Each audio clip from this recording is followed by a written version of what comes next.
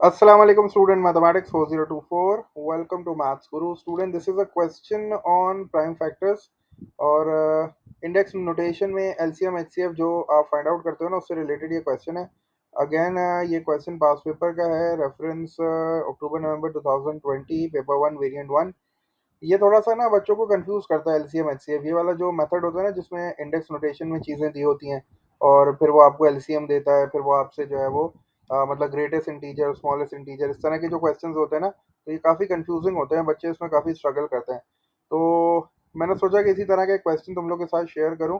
इसमें भी देखो, यहाँ तुम अगर देख रहे हो तो आपको प्राइम फैक्टर्स दिए हुए हैं, एन की फॉर्म में है, फिर एलसीएम दिया हुआ है, फिर आपसे पूछा है कि ये आर जो है इसको एक्सप्रेस करो in the form of prime factors. ठीक है ना, तो थोड़ा सा ये कि इंशाल्लाह ये वीडियो हेल्पफुल हो जाएगी तुम लोग के लिए, तो ये वाला कॉन्सेप्ट जो है ना तुम लोग का रीइंफोर्स हो जाएगा। तो पहले जल्दी से जो है वो फर्स्ट पार्ट स्टार्ट करते हैं। फर्स्ट पार्ट में हमसे कह रहा है express 99 as the product of prime factors. देखो, प्राइम फैक्टर्स का मतलब है कि यहाँ सिर्फ तुम जो है ना वो प्राइम नंबर्स यूज करोगे, प्राइम नंबर्स के अलावा तुम किसी नंबर से इसको डिवाइड करने की कोशिश नहीं करोगे। अब ये 99 है, हमारे पास वही तरीका होता है, लैडर वाला तरीका जो है हमारा। तो हम 99 यहाँ पे लिख लेते हैं और हम जो है इसको शुरू करते हैं। अब चूंकि इसने प्राइम फैक्टर्स बोला है तो सबसे जो छोटा प्राइम नंबर है वो टू है, तो मैं इसको टू से देखूंगा क्या ये टू से डिविजिबल है। नहीं है, टू से नहीं हो रहा।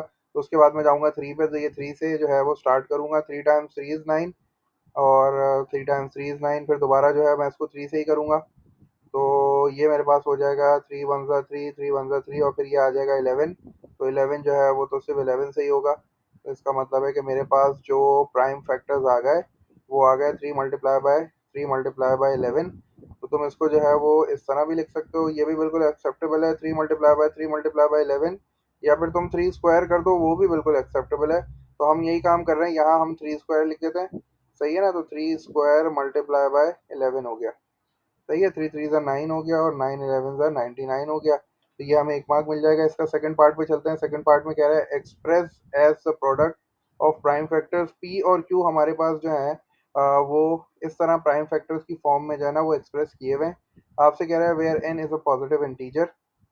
ठीक है, अच्छा, अब मैं पी की वैल्यू निकाल भी नहीं सकता क्योंकि एन जो है वो पॉजिटिव इंटीजर है, एन की वैल्यू मुझे पता ही नहीं है। वरना बच्चे क्या करते हैं, अगर इस तरह इंडेक्स नोटेशन में लिखा होता है ना तो वो ये नंबर निकाल लेते हैं और फिर उन दोनों का एलसीएम लेके जो है ना वो जो है वो आगे सोल्यूशन कर लेते हैं। लेकिन यहाँ जो है ना क्वेश्चन थोड़ा सा डिफरेंट है।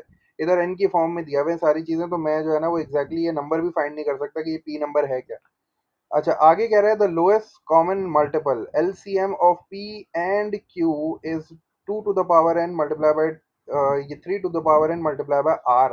अब ये आर जो है ना बेसिकली ये भी एक जो है वो समझो ये भी प्राइम फैक्टर्स की फॉर्म में एक बड़ा सा नंबर है, जो कि इसने आर लिख दिया, मुझे ये आर फाइंड आउट करना है। सही है। तो अच्छा, पहले मैं एक काम ये कर रहा हूँ, एलसीएम वाला कॉन्सेप्ट याद रखना है। एलसीएम में आप मैक्सिमम लेते हो और हर चीज लेते हो, कुछ नहीं छोड़ते आप। ऐसे ही होता है ना। एलसीएम जब भी हम इंडेक्स नोटेशन की फॉर्म में समझाते हैं तो हम यही कहते हैं कि you have to take maximum. मतलब अगर आप पावर की बात कर रहे हो तो आपको मैक्सिमम पावर लेनी है और फिर आपको कुछ छोड़ना भी नहीं है। ठीक है ना, तो मैक्सिमम पावर भी कॉमन ले लो और फिर जो है ना कुछ छोड़ो भी मत, सारी चीजें जो है ना वो कवर करनी है। तो अब पहले मैं काम ये करता हूँ कि चूंकि पी और जो क्यू है ना इसको थोड़ा सा और सिंप्लीफाई करके लिखता हूँ। ठीक है, तो मैंने जो है वो पी को इस तरह लिख लिया। अब ये लिखा हुआ है ना two to the power N plus two, तो मैं इसको लिख रहा हूँ two to the power N. ठीक है, और इसको लिख रहा हूँ मल्टीप्लाई बाय टू स्क्वायर। सही है। तो ये बात तो वो आती है ना, इंडाइसिस के रूल होते हैं, बेस सेम होती है, पावर ऐड हो जाती है, तो ये एन प्लस टू हो जाएगा। अच्छा, उसके बाद मैं लिख रहा हूँ three to the power N जैसे लिखा हुआ है, और उसके बाद मैं लिख रहा हूँ फाइव। ठीक है, तो मैंने इसको जो है वो थोड़ा सा आसान जो है वो उसको कर दिया ताकि मैं जो है ना यहाँ से पिक कर सकूँ कि मैंने कौन कौन सी चीज़ें ले ली हैं और कौन सी नहीं ली हैं। तो ये अब क्यू की बारी है। अब क्यू में जो है मेरे पास two to the power n है, तो सही है, two to the power n आ गया। ठीक है, बिल्कुल। उसके बाद मेरे पास है थ्री की पावर एन प्लस वन, तो मैं इसको भी ब्रेक कर देता हूँ, मैं इसको लिखता हूँ थ्री की पावर एन और मैं इसको लिखता हूँ थ्री। ठीक है, थ्री की पावर वन तो थ्री होता है ना, तो मैं इसको सिर्फ थ्री लिख देता हूँ और फिर यहाँ मल्टीप्लाई बाय आ जाएगा मेरे पास फाइव स्क्वायर। यहाँ तक कोई परेशानी है तो बताओ। ठीक है, तो यहाँ अब देखो क्या करना है। अब हमें करना है कि हमारे पास एलसीएम आ गया है। ठीक है ना, एलसीएम आ गया है। तो एलसीएम अब जो है मैं यहाँ से देख के कट करता हूँ। अच्छा, एक चीज़ मुझे बता देना कि ये टू की पावर एन प्लस टू और टू की पावर एन, इसमें मैक्सिमम पावर क्या है। इसमें मैक्सिमम पावर ये है क्योंकि इसमें प्लस टू ऐड हो रहा है। ठीक है, ये सिर्फ टू की पावर एन है। तो अगर एलसीएम मुझे लेना चाहिए था ना यहाँ, यहाँ अगर मुझे एलसीएम लेना चाहिए था तो मुझे 2 और n+2 लेना चाहिए था। जब उसने यहाँ 2n लिया हुआ है ना, इसका मतलब ये है कि फिर यहाँ r में जो है ना, ये 2 स्क्वायर मौजूद है। तो मैंने क्या किया, मैंने देखा यार 2 की पावर n है, तो मैंने इसको भी काट दिया, मैंने इसको भी काट दिया। मैंने कहा चलो भाई ये तो कवर हो गए। तो अब बचा क्या, मेरे पास बचा 2 स्क्वायर। तो इसका मतलब ये हुआ कि ये r में लाजमी सी बात है 2 स्क्वायर आ रहा है, क्योंकि मुझे एलसीएम में जो है ना वो मैक्सिमम कॉमन लेना होता है। ठीक है ना, मैक्सिमम लेना होता है। तो मैक्सिमम यहाँ है 2 की पावर n+2 और यहाँ 2n है, तो ये बड़ी पावर है, मुझे ये लेना था एलसीएम में। लेकिन यहाँ मुझे सिर्फ 2 की पावर n नजर आ रहा है। इसका मतलब ये है कि ये जो +2 है ना, ये r में छुपा हुआ है। तो मैंने क्या किया, 2 स्क्वायर यहाँ पे लिख लिया। ठीक है। अच्छा, अब मैंने ये भी कवर कर लिया, इसको भी मैं काट देता हूँ। अच्छा, अब आ जाओ, 3 की पावर n लिखा है। ठीक है भाई, 3 की पावर n तो मौजूद है, क्या नहीं है, 3 नहीं है, तो आपने यहाँ 3 लिख दिया। ठीक है।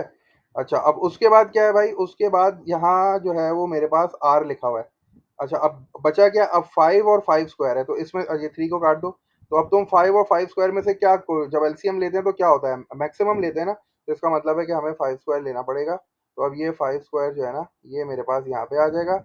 इसका मतलब ये हो गया कि अब ये 5 स्क्वायर में जो है ना, ये दोनों चीज़ें आ गई ना। 5 स्क्वायर में ये भी आ गया, ये भी कवर हो गया। तो इसका मतलब ये हो गया कि अब मेरे पास जो r की वैल्यू आ रही है वो आ रही है 2 स्क्वायर मल्टीप्लाई बाय 3। ठीक है, इसको मल्टीप्लाई करने की जरूरत नहीं है, बस इसको जैसे लिखना है वैसे लिख दिया। Multiply by 3 multiply by 5 square. ठीक है ना, तो ये जो है वो एलसीएम का कॉन्सेप्ट होता है। एलसीएम के कॉन्सेप्ट में ना तुम्हें मैक्सिमम पावर लेनी होती है। ठीक है ना, तो मैक्सिमम पावर लेनी थी। अब मैक्सिमम पावर यहाँ आ रही है 2n+2, तो मुझे यहाँ लाजमी सी बात है 2n+2 लेना था। 2n यहाँ है, तो 2 स्क्वायर फिर यहाँ होगा, तो मैंने यहाँ लिख दिया। अब मुझे बताओ 3n और 3n+1 में बड़ी पावर कौन सी है, तो ये 3n+1 बड़ी पावर है। तो इसका मतलब है मुझे एलसीएम जो है वो 3n+1 लेना चाहिए था। अब यहाँ 3n है, तो इसका मतलब है एक 3 जो है वो r के अंदर है, तो मैंने वो यहाँ लिख दिया। और उसके बाद 5 स्क्वायर, और 5 में बड़ी पावर कौन है, 5 स्क्वायर, तो मैंने 5 स्क्वायर लिख दिया। सही है। तो अगर मैं तुम्हें और आसान करना चाहूँ, मैं यहाँ लिख देता हूँ, अगर मैं इसका एलसीएम लेता ना, अगर मैं इसका एलसीएम लेता, अगर तुम्हें अभी भी क्लियर नहीं है बात, तो तुम ये देखो कि अगर मैं इन दोनों नंबर का एलसीएम लेता, तो अकॉर्डिंग टू द कॉन्सेप्ट क्या होता, मुझे मैक्सिमम पावर लेनी होती। तो मैक्सिमम पावर क्या थी मेरे पास थी मैक्सिमम पावर 2 की पावर n+2, तो मैंने वो यहाँ लिख दिया। ठीक है। उसके बाद जो 3 की बारी है। सही है, तो 3 में जो है वो क्या है, मैक्सिमम पावर 3 की पावर n+1, तो वो आ गया। सही है, वो आ चुका है इधर, वो यहाँ लिख दिया मैंने। और उसके बाद अब 5 की बारी है, और क्या क्या नहीं है, मैं इसको और आसान कर दूं ताकि तुम्हें और अच्छा समझ में आ जाए। ये हो जाएगा 2 की पावर n, और ये हो जाएगा 2 स्क्वायर। ठीक है, ये हो जाएगा 3 की पावर n, और ये हो जाएगा 3 की पावर 1, और ये हो जाएगा 5 स्क्वायर। अब तुम्हें और थोड़ा सा अच्छा क्लियर हो जाएगा। देखो, अब उसमें से क्या क्या चीज़ें उसने कवर कर ली हैं। उसने जो है वो 2 की पावर n जो है वो लिखा हुआ है, तो ये मैंने काट दिया। उसने जो है वो 3 की पावर n लिखा हुआ है, तो ये भी मैंने काट दिया। उसके अलावा जो भी बचा वो सारा का सारा आर में आ गया। तो आर में क्या क्या आ गया, आर में 2 स्क्वायर आ गया, ये 1 है, 3 की पावर 1 हो गया। सही है। और ये जो है वो 5 स्क्वायर हो गया। तो this is the product of prime factors, जो कि आर है यहाँ। ठीक है ना, तो मैंने एक्सप्रेस कर दिया आर को as a product of prime factors, 2 square multiply by 3 multiply by 5 square. Last part देख लेते हैं। लास्ट पार्ट में कह रहा है express P plus Q as a product of prime factor. अब पी प्लस क्यू करना है। सही है ना, पी प्लस क्यू के लिए भी मैं क्या काम कर रहा हूँ, पी प्लस क्यू यहाँ मैंने लिखा हुआ है ना, सिंपल। अब चूंकि ये प्लस है, चूंकि ये क्या है, प्लस है, तो इसका मतलब ये है कि मुझे जो है वो अब इसमें से कुछ ना कुछ कॉमन लेना पड़ेगा। तो मैं पहले एक काम करता हूँ, इनको यहाँ लिख लेता हूँ इसी तरह। ये लिखा हुआ है 2 की पावर n, अब मैं जो है वो n+2 नहीं लिख रहा, मैं इसको ब्रेक कर रहा हूँ ताकि मुझे कॉमन लेने में आसानी हो जाए। तो ये मेरे पास ये आ गया। ठीक है।